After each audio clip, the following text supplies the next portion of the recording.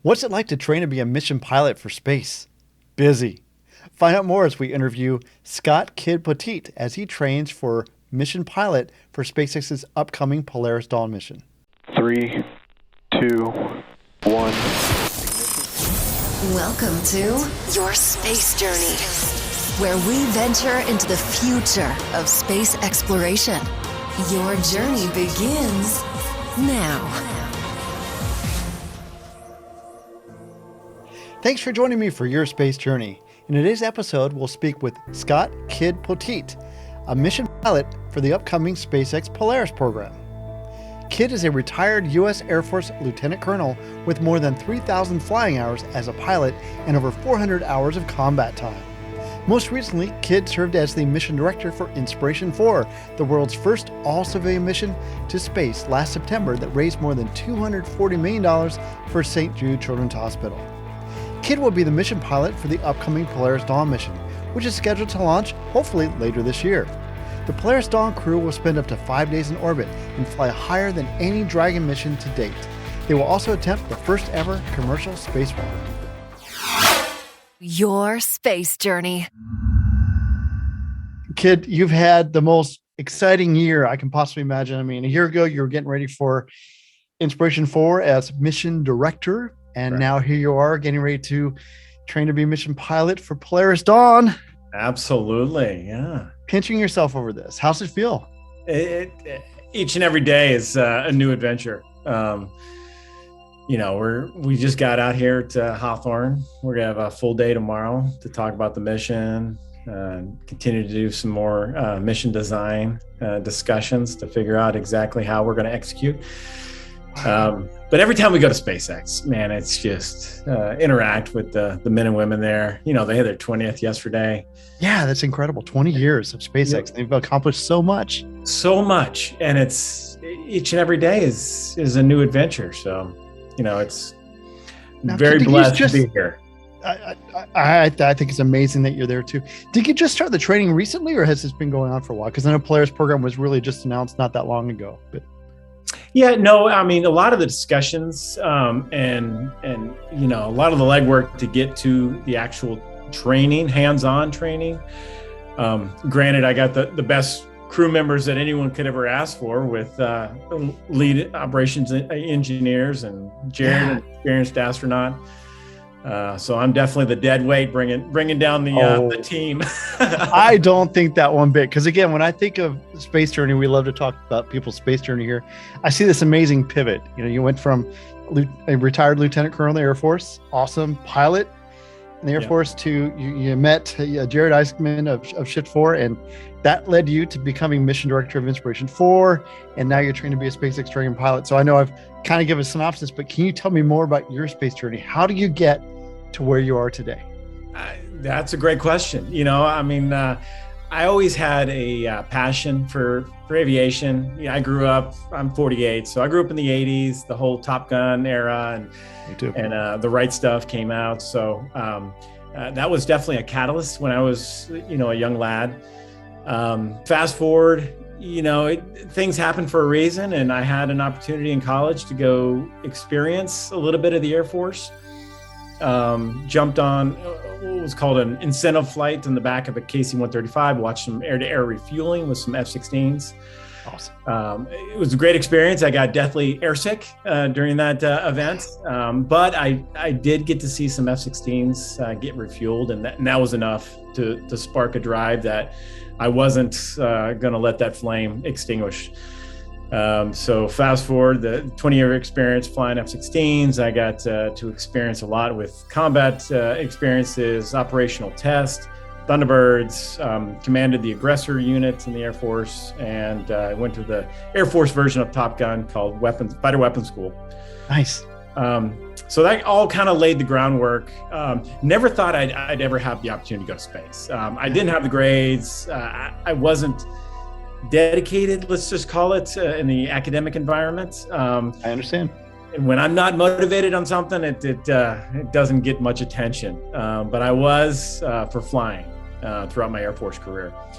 And then I had the opportunity to meet Jared, worked for him for a company called Drock International. Yeah. And that kind of just evolved into where we are today. Just had the opportunity to be the mission director for Inspiration 4. And then kind of the rest is history as far as, me having the opportunity to be the mission pilot for this next mission.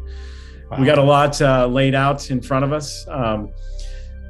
We got some lofty objectives for this Polaris Dawn. If I may interrupt, I want to ask you about this because you do have some incredible objectives. This is not a joyride. Yes, no. It's a commercial mission, but this is not a joyride. You have some real science. You've got some major milestones coming up. I mean, hopefully the highest Earth orbit ever flown, and then the first commercial spacewalk at, I think, about 500 kilometers above the Earth. So yeah, tell us more about these objectives. Incredible. Yeah, so, even before Inspiration 4, there was this dialogue going on with SpaceX, and, we wanted to focus in on how can we contribute and help the SpaceX objectives of getting to Starship, and bridging that gap from Falcon 9, Crew Dragon to Starship. And the idea of this Polaris program came up, and we wanted to provide a little more operational focus. And figure out exactly what needed to be accomplished for us to get to the first crewed Starship, and then ultimately lunar and Mars and beyond. And EVA is obviously one of those objectives that needs to be accomplished. And anything that we can accomplish on this mission is going to help further the objectives of making space more accessible and getting us to those more advanced long duration space flights.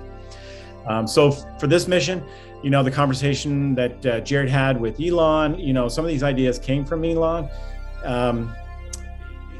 The idea of doing the first spacewalk. So the team is working very hard right now. In fact, we're going to go meet with them tomorrow to see the progress as far as this EVA/IVA suit, see where they're at. I was here last week, had an opportunity to talk to the guys and girls, and they are in full throttle mode developing the suit. So it's pretty wild. And then you mentioned the highest Earth orbit. We're setting that objective out there.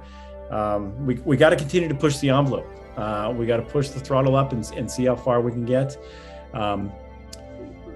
Based on that objective of trying to achieve that 1,400 kilometers, we're going to be touching the bottom of the Van Allen belt, and that's going to provide an opportunity to do some radiation testing experiments with science and research, which is one of our number one goals in this one. We talked about the objective focus of this mission. We have up to 5 days, ideally during this duration, and we want to fill every single minute and second with something that's going to further and push the needle. So we have a lot of science and research, and some of that is the radiation testing that we're going to be doing for some of those initial highly elliptical orbits before we kind of circularize a little bit. They're still elliptical, but to set up for that EVA that we have later in the mission. See, Kid, I think that's great. And one thing too, I think you're going to be testing the first laser-based communications of Starlink as well. But going back to just health experiments, I think you're personally doing some health experiments. Can you tell us, what do you plan to? Oh, I love when Jared mentioned that in the very beginning on announcement day. So there's a lot of regulatory approval that we still need to go through with an IRB, with a FDA approval. But if it all comes to fruition, the stars align, I have volunteered to participate in the first invasive ICP, intracranial pressure experiment. Sounds painful. The idea, it's not though. It's not, honestly. It's something that's necessary for us to make that next step. And again, you're starting to see a theme here.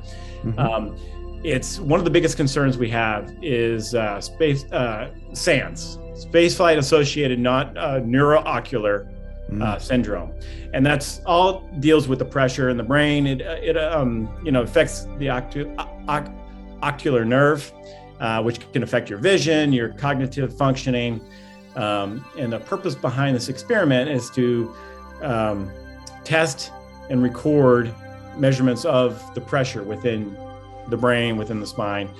And the elements of the experiment, it's a small transducer that would be surgically implanted underneath the rib cage, which is connected to a catheter, which goes up into the spine, well below the spinal cord, and it just measures the fluid, the cerebral fluid within your spine.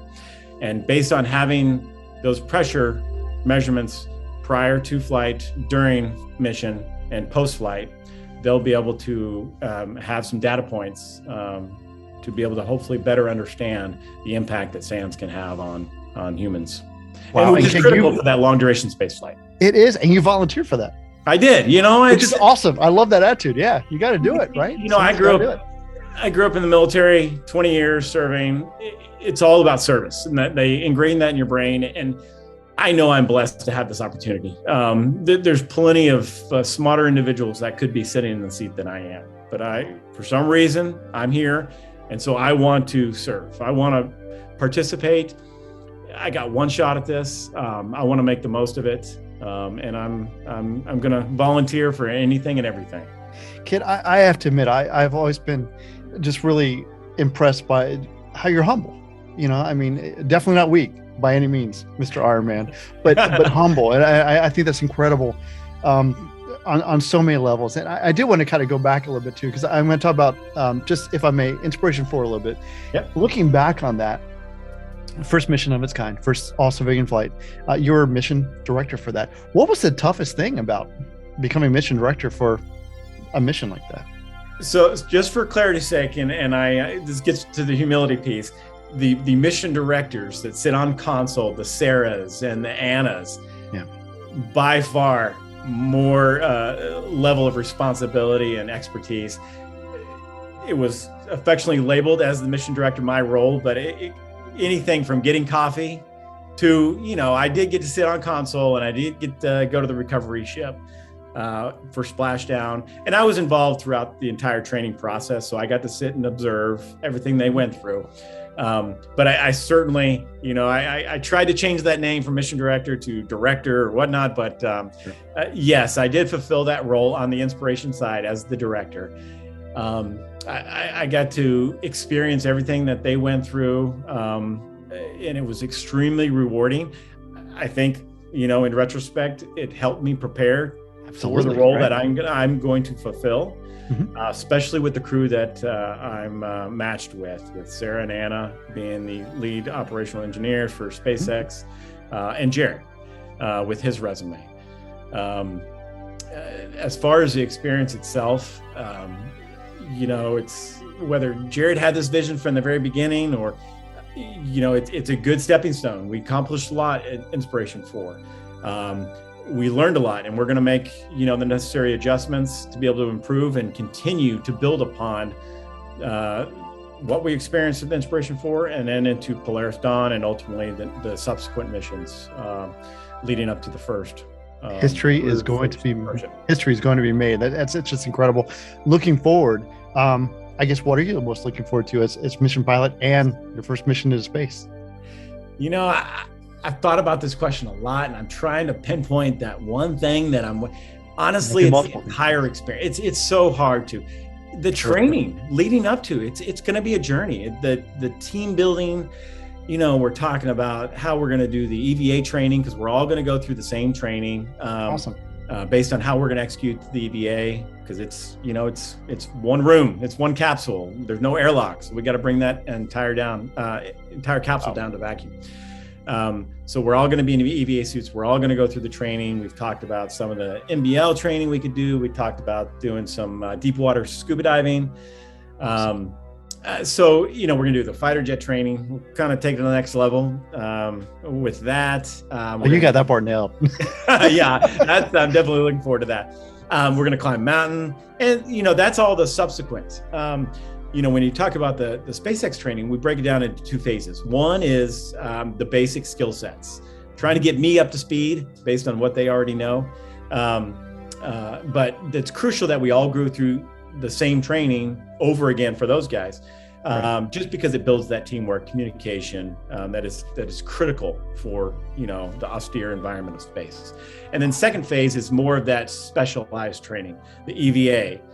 higher altitude, the laser communication, how we're going to execute that, and then all the subsequent supplemental training that we like to add on with the mountain climb and the flying. So that sounds just incredible.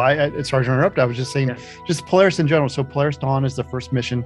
There's 2 more coming after it. Mission 2, Mission 3. Can you just in general just tell us about the whole goals of the Polaris program?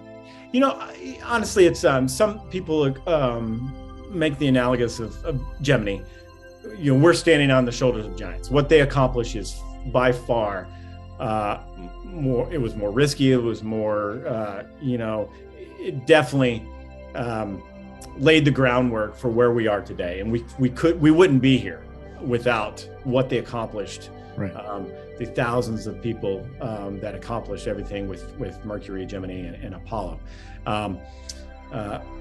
But our intent is to bridge that gap, kind of take what we've been able to accomplish with Falcon and Dragon with low Earth orbit, and now start to continue to push, because we need to make space more accessible. We learned that in Inspiration 4, and we were successful at it. So it's something that is out there. It's just a matter of time before the doors open up and more people have that opportunity. But we want to push the performance of Falcon and Dragon to see how far we can get in order to move that needle and make long duration space flight more of a reality, because that sci-fi is going to become reality in very short order. And it's just right around the corner before we start crewing up starships and making that a reality. And now we're off to the moon, we're off to Mars, we're off to planets beyond that. What a time to be alive. This is amazing. Absolutely. Kid, I gotta ask you this. So with Elon's goal of launching thousands of starships, they're going to need lots of pilots. You're going to be a seasoned SpaceX Dragon pilot there, so your name's going to go at the top or near the top of the list, I would think. How do you feel about the possibilities of piloting Starship, kid? There's always possibilities, especially the fact that these doors are going to open up and it's going to be more accessible for others. Who knows where I'm going to be at on the age scale? It might be my son, or it could be anyone. Coming up behind that's going to have a lot deeper resume, a lot more qualified. I'm just excited to be a part of this, to be a part of Inspiration 4 as the director, and now to be a mission pilot for Polaris Dawn, which hopefully makes history and continues to advance and make this more accessible and get us prepared for these long duration space flights. So, that's our focus. That's our number one goal, is to have a successful mission, accomplish the objectives and the goals that we set forth. And we'll see what's next. Who knows? See, and one thing, and that's noble, but another amazing goal is how it's still a fundraiser like Inspiration 4 for St Jude. So not only are you on the cusp of just these amazing advances in space exploration, but it's also for a great cause. How's it feel about to be part of that? When we started off Inspiration 4, one of the first conversations, we wanted to make it a fundraiser. That was number one vision for Jared. Our first conversation, ironically, was with St Jude, and right off the bat, it was a match made in heaven. We didn't have to look any further. They put a team together and they hit the street running. At the conclusion of Inspiration 4, we knew our work wasn't complete. Our overall goal is to support St Jude in their vision, to make sure that no child dies at the dawn of life. So it was an easy transition. We just kind of wanted to take it to the next level. So that's kind of where we evolved this into more of a global focus. And that's why we piggyback on St. Jude's global initiative, because we can capitalize on some of these operational objectives we have set forth. Laser communication is a perfect example. With the Starlink terminal, using laser communications, that alone will help advance telemedicine for developing countries around the world and better communicate. No better example is what's going on with Ukraine, and the fact that St. Jude is scrambling to transport kids with cancer in Ukraine to safer territory, whether that be in Poland, to give them some basic needs for survivability. And they have to set up these makeshift hospitals in Poland to be able to manage the capacity and the influx of patients. and they're setting up Starlink terminals so they can communicate at these austere and remote locations, and it's working out. And they're saving these kids' lives by utilizing this communication to be able to provide this telemedicine as necessary. So it's, each and every day we see examples of how this partnership with St. Jude is going to better life back here on Earth. And that's always been one of our goals. Oh, that's incredible. And Kid, if I can, last question. You're no stranger to working hard. You've in addition to being a military commander, fighter pilot, you've also competed in, as I mentioned, 15 Ironman triathlons since 2000. I think is awesome. I was just wondering we're about to go on a 10-mile run. Jared and I are going to go on a 10-mile run. So. There you go. Well, real quick, what advice would you give to encourage people to work hard to bring out the best in themselves? Oh man. I got a question a couple days ago in an interview about what motivates me. And it's just that inspiration. Some of it is just internal. It's just, I see an objective, I see a goal, and I just don't let go. I focus in on that objective and it becomes a passion. And I won't let it go. And it's just and you're always going to face challenges. Perfect example is my fighter pilot career. I was deathly airsick from the very beginning. Grew up car sick, motion sick, everything and anything. But I wouldn't let it set me back. I knew I wanted to be a fighter pilot. So whatever I had to do, I set those goals, incremental goals and objectives to be able to get to where I'm at. It first start off is, am I going to make it through pilot training? I made it through pilot training. What was the next goal? I wanted to be the best fighter pilot I possibly can be once I got qualified for combat. And that's where I set the goal to go through fighter weapons school. I got selected for that. And then it was, how can I give back? I set a goal to become a Thunderbird, and represent the entire Air Force. And so it's just about, what inspires you. Don't let other people's desires and objectives influence what you want to do in life. It has to come internally, that intestinal fortitude. And that's allowed me to get to where I'm at. I struggled in academics. I got this report card the kids came across the other day, and it had like these comments, C's and D's, and they're like, "Dad, what is this?" So I certainly wasn't the academic, studious person growing up, but there are certain things that I was passionate and am passionate about. And that's allowed me to succeed, in certain things. And it's just based on having that motivation, that drive to be able to aspire to who you want to be in life. Okay, you certainly have that drive. And look where it's getting you. Here you go, getting ready for space. I think that's incredible. I'm so impressed. I'm wishing you and the crew the best for Polaris Dawn, and just want to thank you so much for taking time out of your truly busy schedule to join me today. Really appreciate it. Absolutely. And we look forward to updating you along the way. We'd love to, circle back during training, talk about how it's going. And then certainly before the launch and after the launch, we love sharing what we're doing. And it's all about getting the message out. It's not about this crew. It's more about the mission and the objectives of, exploring beyond the stars and making this all accessible for a multiplanetary species. So let's have That's that. Awesome. Kid, thank you so much for joining. Really appreciate it. Absolutely. Thank you. Your space journey. Well, I really enjoyed my conversation with Kid Poteet, and I'm so excited about the Polaris Dawn mission. Again, that mission is scheduled to launch no earlier than fourth quarter of this year, and we cannot wait. If you'd like to learn more, just go to their website at polarisprogram.com. I want to thank Kid for joining me today. I want to thank you for joining us as well. Again, we'd appreciate it if you're watching on YouTube, please give us a thumbs up or comment on your favorite podcast application. We'd like that as well. Also, if you can share this episode with a friend, we'd certainly appreciate it. Thank you so much for taking the time out of your busy schedule to join us today. We'll see you next time. God bless.